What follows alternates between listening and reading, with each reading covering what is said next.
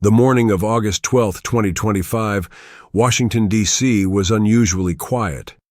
Gray clouds hung low over the Capitol dome, like something unspoken. Inside the U.S. Senate chamber, the room was tightly packed. Senators, African envoys, media giants, and defense analysts all sat with straight backs, some whispering under their breath. Then the doors opened. President Ibrahim Traoré of Burkina Faso entered with no entourage. Just him, no sunglasses, no script. Just his calm, stormy presence. Every camera followed him. This wasn't just another cooperation summit. Something felt off and raw. American senators expected him to be diplomatic, predictable, grateful. But the small folded cloth he held in his left hand made some lean forward, and others flinch. As he walked up to the mahogany podium under the massive American flag, an eerie silence fell over the chamber. Then, he looked up. His first words weren't in French. They weren't even in English. They were in Moray, the language of his ancestors. One word. Tunga. Exile. A chill filled the room. Nobody knew what was coming, but something deep, something old, had just arrived in the heart of America. He looked over the Senate floor like a surgeon about to cut open a truth no one wanted exposed. A senator from Florida cleared his throat. Traoré ignored him. Then slowly, he unfolded the cloth in his hand. It was the Pan-African flag, red, black, and green. Folded with care, carried like a sacred item. With quiet resolve, he reached beside the American flag and gently set the Pan-African flag upright on the left side of the podium. Gasps. One senator whispered, "Is this allowed?" Another muttered, "That's a procedural violation." Traoré didn't flinch. He leaned into the mic. "We are not your projects. We are a people, a continent, a force." For a full 5 seconds, the room was frozen. Then motion. Security guards stepped forward, heads bowed, earpieces buzzing. But they didn't grab him. They just stood by, waiting for the Senate clerk to invoke procedural escort. The video feed kept rolling. Somewhere on the internet, a high schooler screen-recorded the moment and uploaded it to TikTok with the caption, "He really did this Ibrahim Traoré in the Senate." By sunset, the clip would pass 24 million views. But in that chamber, history had just blinked. Fatoumata, the interpreter assigned to President Traoré, was a second-generation Guinean American. She had prepared for this day with pages of translated policy notes, economic stats, and phrases like mutual interests and bilateral synergy. But as Traoré began to speak, not in prepared French, but in slow, unfiltered English, she froze. He didn't need her. Still, she stayed in the booth, tears already forming. "My father worked a gold mine that made your tech companies rich," Traoré said. "He died coughing blood. We were told he was lucky to have the job." Senators shifted.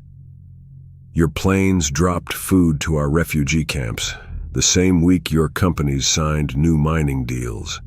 Cameras stayed fixed. You call it help. We call it repackaged hunger." Fatoumata pressed her palm to the glass. Her fingers trembled. The audio in her headset blurred with the pounding of her heart. She whispered into her mic anyway. "Ils nous ont affamés à coups d'aide." They starved us through their aid. She was supposed to be invisible, neutral, mechanical. But she was crying now, and the live stream caught her face. That one frame would become a viral image captioned, "Even the interpreter broke down." The Senate chamber crackled with discomfort. A hand signal from the Senate clerk authorized the escort. 2 Capitol officers, calm but firm, stepped toward the podium. The room expected defiance. Drama. But Traoré did something no one predicted. He stepped back from the mic, picked up the Pan-African flag again, with grace, and handed it to a nearby intern. "Keep this safe," he said quietly. "It belongs to all of us." The young man nodded, stunned. Then Traoré turned to the officers and extended both wrists, as if expecting cuffs. But there were none. They simply walked beside him. Not behind, not in front. Beside him.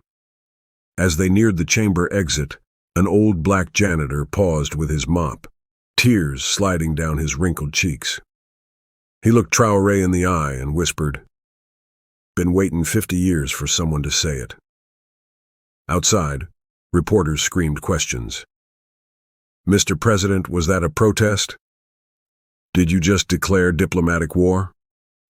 Do you regret what you did?"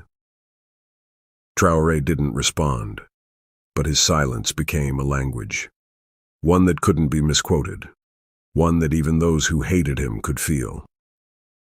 That night, in a small barbershop in West Baltimore, a faded TV played the footage on loop. An older man named Malik, who had marched with his father during civil rights protests in the 1970s, held the clippers still. Every customer, from high schoolers to single moms waiting for their sons, stared at the screen. The scene replayed again. Traoré raising the flag, saying the words, being escorted. "We are not your projects. We are a people, a continent, a force." Malik turned down the volume. "You know what that was?" he said. Nobody spoke. That was the closest thing to Malcolm X standing in Congress I've ever seen in my damn life. The room was dead silent. Then one of the teens asked, "He's from Burkina Faso, right? Where's that?" Malik smiled softly. "Find it, learn it, honor it.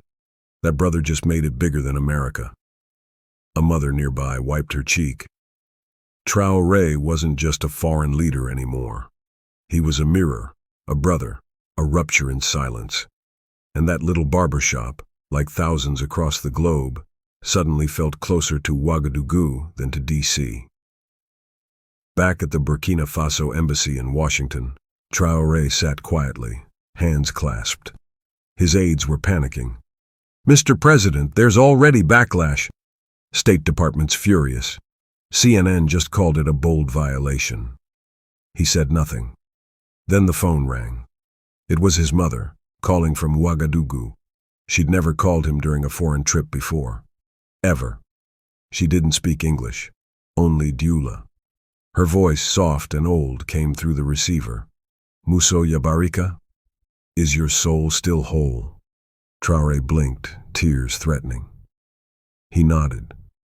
"Barika Yani," he whispered. "It is whole, I am well." Then she said something she hadn't said since he was 15. "Your father would be proud. You reminded the world today that Africa has sons, not slaves." He closed his eyes. That was all he needed. Not praise from pundits, not applause from diplomats. Just that voice, across oceans, reminding him why he had carried the flag, and that no matter what storm came next, he had already won something they couldn't touch. By dawn, the internet was a wildfire. On TikTok, a girl from Nigeria whispered into her camera, with tears rolling down her cheeks. "I never saw someone speak for all of us before. This was bigger than words." Her video hit 12 million views in hours. Traoré in the Senate, flag of freedom. The other flag, Africa Speaks on X, formerly Twitter. A Jewish Holocaust historian wrote, "The last time I saw someone hold a flag like that, it was in the Warsaw Ghetto. Resistance has many faces. Today it wore one called Traoré." But not everyone was cheering. Cable news hosts labeled him reckless. One anchor shouted, "How dare he disrespect our house?" Yet under every post, under every comment thread, a truth was growing louder. He spoke. He didn't yell. He didn't insult. He didn't lie. He told the truth, and they walked him out. People didn't just watch. They felt. In Brooklyn, Johannesburg, Accra, and Paris, strangers stared into phone screens with wet eyes. A flag had been lifted. But something bigger had been uncovered. 3 days later, Senator Eliza Harrow, a senior lawmaker from Georgia, stood in front of reporters outside the Capitol. She was known for her no-nonsense style and quiet patriotism. But today, she looked, different, haunted. She held a small note in her hand. I asked President Traoré backstage why he did what he did. You know what he told me. She looked up at the crowd of cameras. Because I wanted to remind you we are alive. Not in your textbooks, not in your briefings. Alive. Then she lifted the note. It read, in careful handwriting, even if I'm escorted out, at least I walked in holding my ancestors. IT. Her voice cracked. I may lose donors over this. I may even lose my seat, but I won't lose my soul. She folded the note slowly. From this day forward, I support a full congressional hearing into U.S. operations on African soil. Reporters lost their minds. The moment spread like wildfire, but for many it wasn't political. It was personal. For once, the Senate didn't feel like a club. It felt like a room trying to learn how to listen. At a rural school outside Tamale, Ghana, children gathered under a mango tree, huddled around an old laptop running on solar.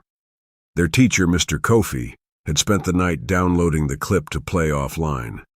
When Traoré lifted the flag, the children leaned forward. When he said, "We are not your projects. We are a people, a continent, a force." A little girl in the front row whispered, "Mama, he sounds like Grandpa before he died." Mr. Kofi wiped his glasses. "No, child," he said gently. "He sounds like all our grandfathers." One boy raised his hand. "Sir, can I be a president like him?"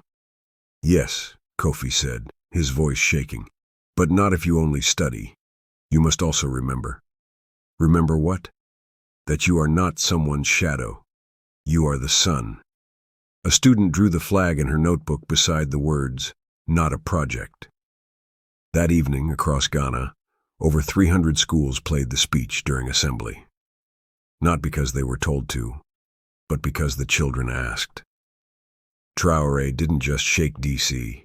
He stirred the soil of forgotten dreams. Inside the White House, President Dalton sat alone with no tie, no smile. On his desk, a paused clip of Traoré's speech froze on the image of the Pan-African flag unfurled beside the stars and stripes. His chief of staff hovered nearby. "Sir, we need to respond. We can't let this go unanswered. The Defense Committee is—" Dalton raised a hand. Silence. He replayed the part where Traoré said, "You don't see us. You study us, mine us, fund us, fear us, but not once. Do you listen?" Dalton whispered under his breath. God damn, he wasn't even angry. Then, the president asked something no one in the room expected. "Do we have a list of all U.S. military bases in Africa? I want it in front of me." The room stiffened. "You want the public list, sir?" "No," he said. "The real one." That moment would never make the news, but something had begun shifting, quietly. And even in the heart of American power, a question now haunted the room. What if he's not our enemy, but our reflection? In a quiet district of Ouagadougou, a widow named Awa Sanu sat by her small window, staring at a photo of her late husband, one of the miners who died beneath the earth. She'd seen Traoré grow from soldier to captain to president, but that night she saw him differently. On her battery-powered radio, the broadcast replayed his words. When he said, "We are not your projects," she whispered, "We were dust in their books, Ibrahim. You made us human again." Outside, children were painting flags, not Burkina Faso's, but the Pan-African one. One girl knocked on Awa's door. "Can I borrow your old sewing thread, Auntie? We want to stitch one ourselves." Awa smiled, for the first time in years. She brought out her husband's old green scarf and red tunic. "I don't have thread," she said, But I have love. Take this. Make it fly." The children ran, laughing. Inside, Awa cried softly, not because she was sad, but because someone had finally carried her husband's bones out of silence and laid them in dignity before the world. On 125th Street, Harlem, a crowd gathered at the Apollo Theater. Not for music, not for comedy, but for a live stream replay of a man most had never heard of 2 weeks ago, Ibrahim Traoré. Someone projected the Senate video on a brick wall across from the theater. Dozens watched in silence. A woman in her 70s, once a member of the Black Panthers, stood with her arms crossed. As the scene played, Traoré raising the flag, speaking with calm fire, being escorted, she whispered, "This is what it would have looked like if we had walked into Congress in '68. A teenage boy next to her, headphones around his neck, said, "He's like what we needed but didn't know we were waiting on." Then a spoken word artist climbed onto a milk crate and shouted, "This ain't about Africa versus America. This is about truth versus tradition. This is about justice versus just us."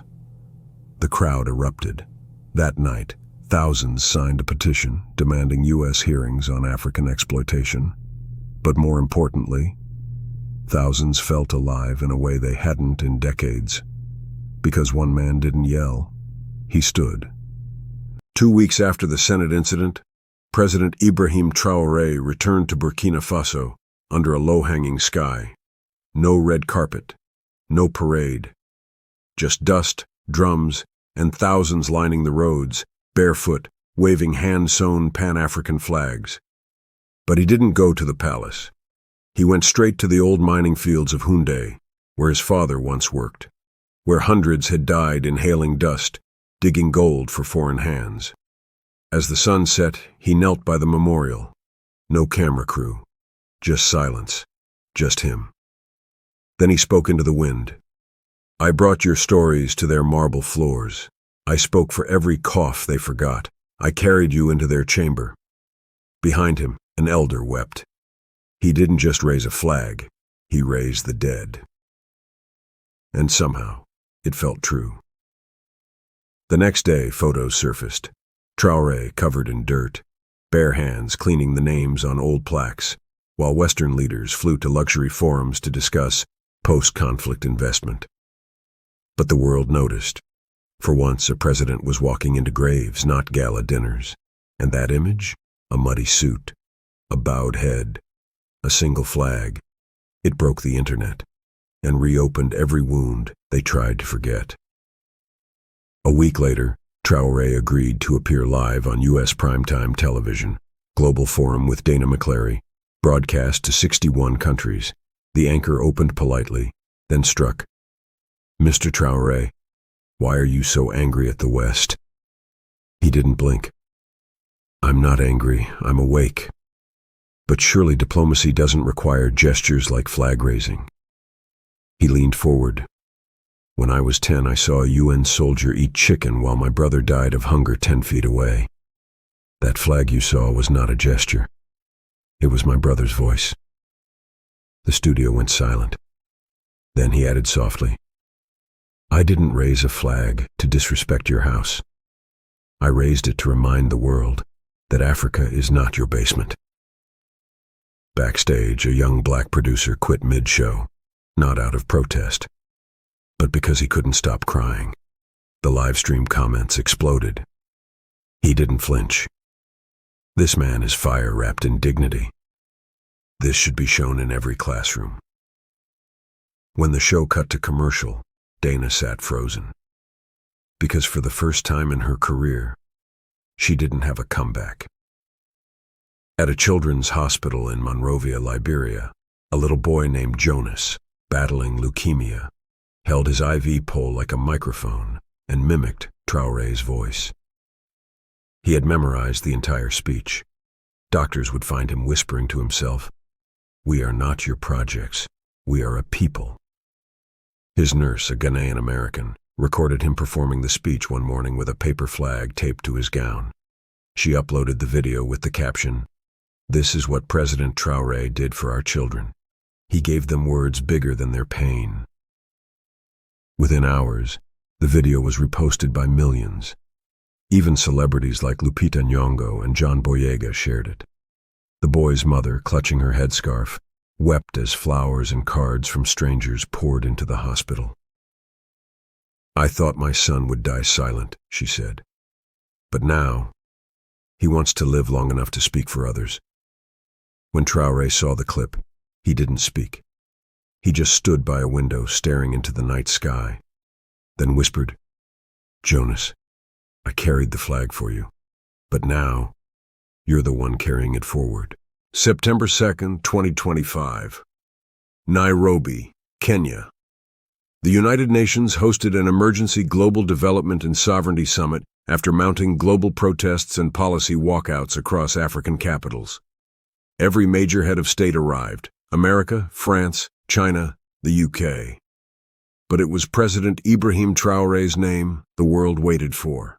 He was late. 10 minutes, then 20. Whispers filled the conference hall.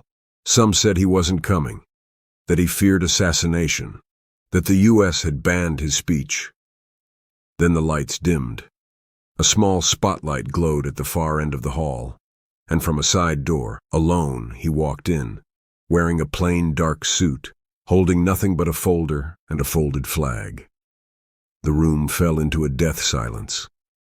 He approached the stage, placed the folder down, looked directly into the eyes of the Western leaders present, and didn't speak. Not yet. Instead, he unfolded the Pan-African flag again and laid it carefully across the front of the podium. Then softly, almost like a prayer, "Every time I speak, you call it protest. Every time I rise, you call it aggression. But when you take our land, our labor, our leaders, you call it policy." Tears had already begun to fall, not just from viewers around the world, but from the African leaders in the room. After his speech, there was one last segment. QA, a young journalist from Senegal, barely 24, stood up and asked, trembling, "Mr. President, what if you die for this?" The room froze. Cameras zoomed in.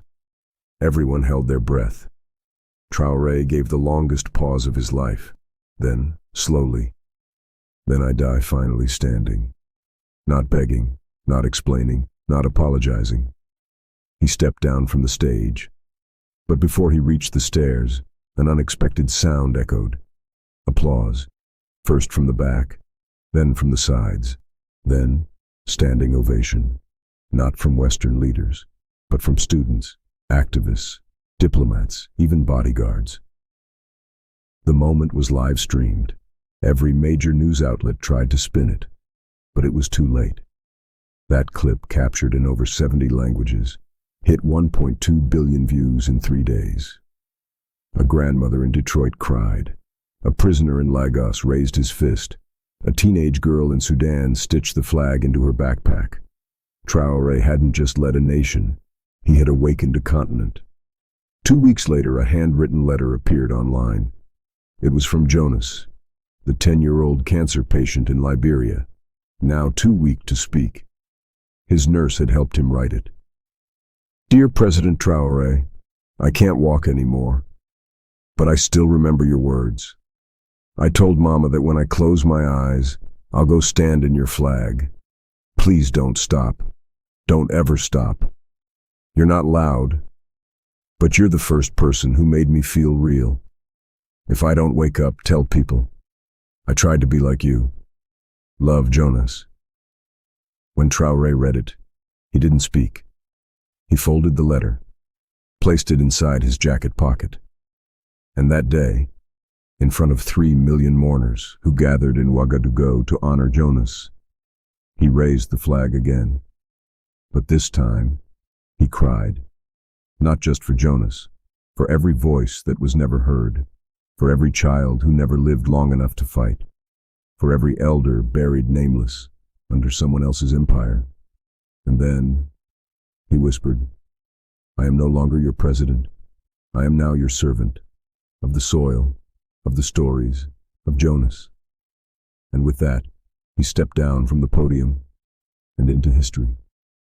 If your face is soaked in tears right now, if your chest feels heavy like you just saw something you can't unsee, then please let your heart speak in the comments. Tell me, what part broke you? Which moment hit deepest? What would you have told Jonas? If you felt something real, then don't scroll away. Like this video, subscribe to this channel, and drop a comment that will make someone cry the way you just did. This isn't just a story. This is a call. Let's raise the flag together. Traoré in the Senate. Flag of freedom. Jonas lives.